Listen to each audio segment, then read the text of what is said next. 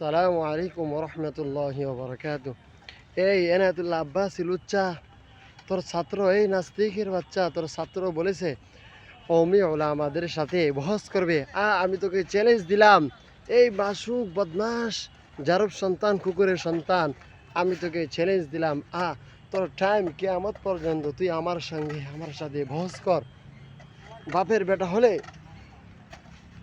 তুই যদি মানুষের বাচ্চা হস তাহলে আমার কাছে আয়, বহস কর।